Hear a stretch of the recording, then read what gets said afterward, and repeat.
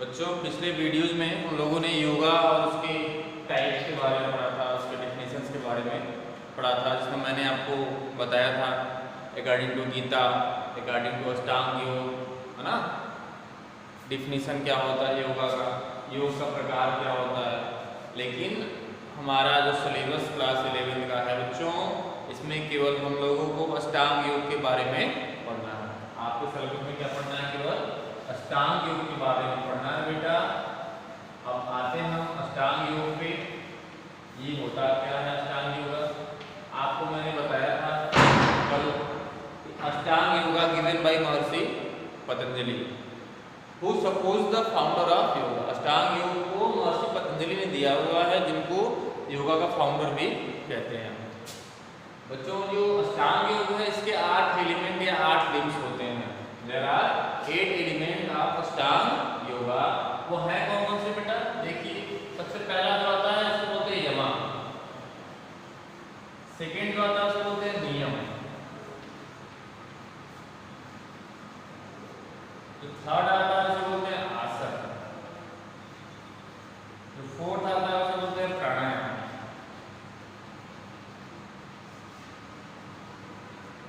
Fifth है प्रत्याहार,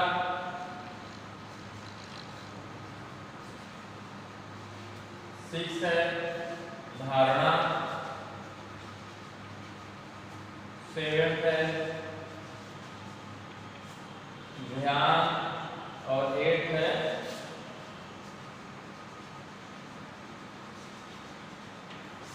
समाधि। ठीक है बेटा, ये मैंने आपको कल भी बताया था। अब हम इनके बारे में पर्टिकुलर 1 बाय 1 बात करेंगे आज। तो सबसे पहला आपका क्या आता है? यम, या इसको हिंदी में हम लिखते हैं यम, और इंग्लिश में इसको यमा लिखा जाता है, यमा बोलते हैं इसको, हिंदी में हम बोलते हैं यम, ठीक है, और हिंदी में इसको, इंग्लिश में यमा बोलते हैं इसको। अब ये क्या होता है बेटा? आप कह सकते हैं it is the first step of Ashtanga योग। आप अगर इसकी बात करें तो आप सिंपल सा ये कहिए कि सर इसका डेफिनेशन हम क्या बोलेंगे? तो आप सिंपल से बच्चों ये बोलिए, it is the first step of Ashtanga yoga. It includes social cleanliness, social cleanliness. आप कह सकते हैं ये अष्टांग योग का पहला स्टेप है। इसमें सोशल स्वच्छता के बारे में बताया जाता है। It have also 5 element. इसके भी बच्चों 5 एलिमेंट हैं। वो कौन कौन से आप जान लीजिए। बोलते हैं सत्य, अहिंसा,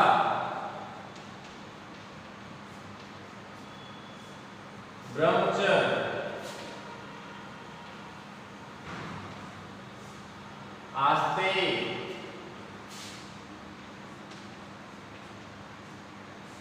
एंड अपरिग्रह।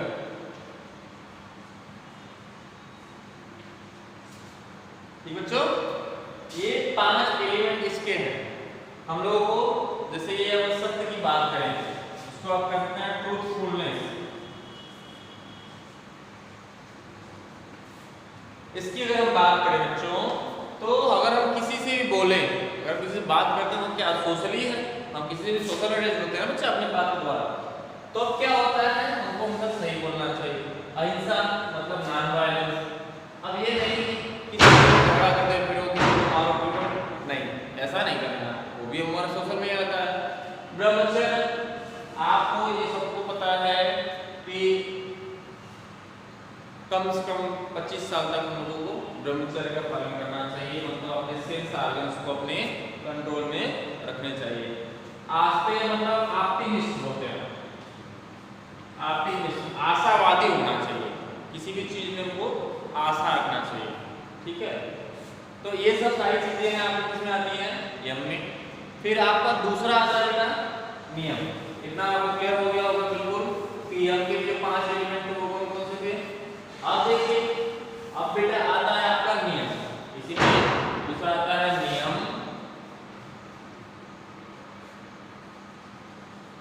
अगर आप इसकी बात करें तो आप ये कहेंगे कि सर इसका डेफिनेशन हम कैसे बताएंगे? तो आप सिंपल इसको भी ऐसे ही बोलिए कि it is the second step of Ashtanga योग।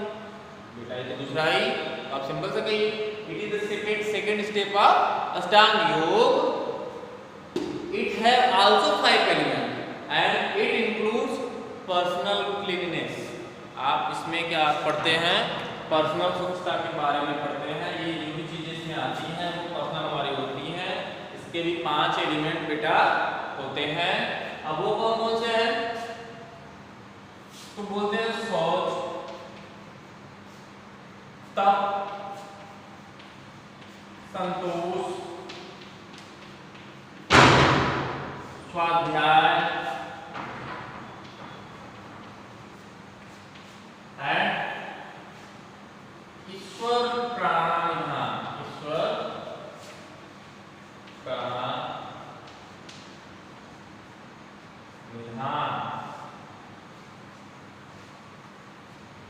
ठीक है। अब देखिए जैसे शौच है, इसको आप कहते हैं प्यूरिफिकेशन।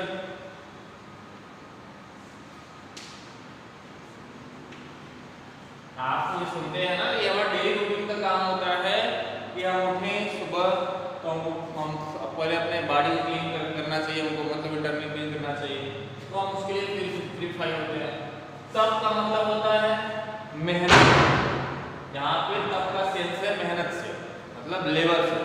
जैसे कि हम जो भी मेहनत करते हैं वो हमारा तप कहलाता है। यहाँ इसका सेंस है कि हमको मेहनत करना चाहिए, ठीक है। संतोष का मतलब है सेल्फ, ठीक है, सेटिस्फैक्शन। आप संतोष का यहाँ मतलब सेल्फ सेटिस्फैक्शन से, ऐसा नहीं कि हम किसी भी चीज को देख करके कहें कि हमारे लिए हो जाए, हमारे पास हो जाए, हमारे पास, ऐसा नहीं बेटा। जो आपके पास सोर्स अवेलेबल है उसमें अपने लाइफ को सरवाइव करना, आगे बढ़ाना और अपने लिए रिसोर्स को और डेवलप करना। जो आपके पास सोर्स है बाय देम, उनके द्वारा, तो इसको आप कह सकते हैं सेल्फ संतोष सेटिस्फैक्शन, ठीक है। स्वाध्याय सेल्फ स्टडी एंड ईश्वर प्राणायाम का आप समझ रहे हैं, गॉड बिलीविंग होना चाहिए, मतलब आपको भगवान में आस्था रखनी चाहिए, ठीक है। आपको आशावादी होना चाहिए हमेशा, ठीक है। तो ये होता है आपका नियम। बस अभी के ये 2 स्टेप, अभी हम नेक्स्ट वीडियो में आपको अब आसन के बारे में बताएंगे बेटा कि आसन क्या होते हैं, उनकी टाइप्स क्या है, आसन कैसे परफॉर्म किए जाते हैं, ठीक है। बाय द आसन how you can cure diseases, ठीक है। ये सारी चीजें हम पढ़ेंगे नेक्स्ट वीडियो में। ओके, आज के लिए इतना ही। जय हिंद।